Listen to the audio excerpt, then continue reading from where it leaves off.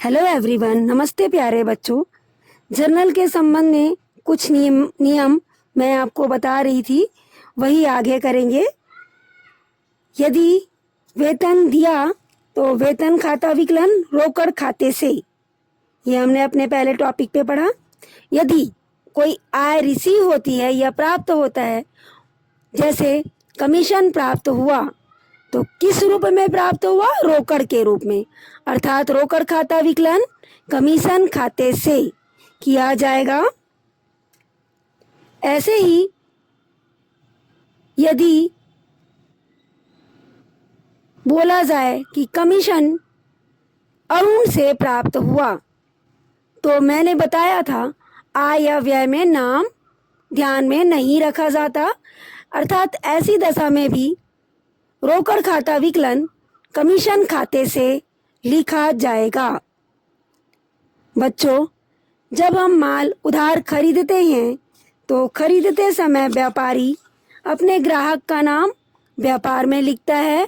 क्रय खाता विकलन राम से, चूंकि राम को अभी पैसा भुगतान नहीं हुआ है, जब कभी भी भविष्य में राम को भुगतान होगा उस दशा में लेखा किया जाएगा। राम को भुगतान करने पर पाने वाला राम जा क्या रहा है? रोकड़।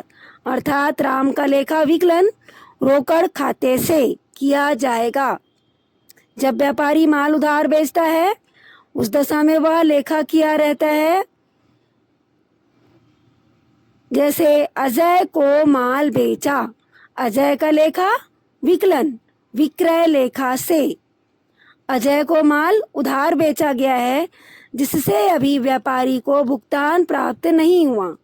जब व्यापारी को भुगतान प्राप्त होगा तो उस दशा में व्यापारी लेखा करेगा लोक लेखा विकलन अजय से, क्योंकि व्यापार में रोकड़ का आना डेबिट किया जाता है और देने वाले का खाता क्रेडिट किया जाता है। तो यहाँ पर देने वाला व्यक्ति अजय, अर्थात अजय से भुगतान प्राप्त होने पर का लेखा रोकड़ खाता विकलन अजय से किया जाएगा।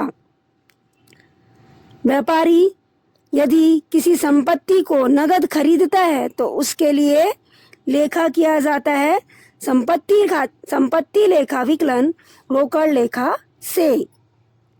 यदि व्यापारी निजी प्रयोग के लिए माल निकालता है या रोकड़ निकालता है तो ऐसी दशा में आहरण खाता विकलन, यदि रोकड़ निकाल रहा है तो रोकड़ खाते से, और यदि माल निकाल रहा है तो माल खाते से किया जाएगा। बैंक में जमा करने पर, बैंक पाने वाला है तो बैंक खाता डेबिट, और व्यापारी से जा रहा है रोकड़ तो रोकड़ खाता क्रेडिट किया जाएगा। अर्थात बैंक में जमा करने पर बैंक लेखा विकलन रोक लेखा से किया जाएगा। ऐसे ही बैंक से कार्यालय प्रयोग के लिए या व्यापार प्रयोग के लिए राशि निकालने पर रोक लेखा विकलन बैंक लेखा से किया जाएगा। बच्चों, आगे अपने टॉपिक पर जर्नल के कुछ और नियमों को समझाऊंगी।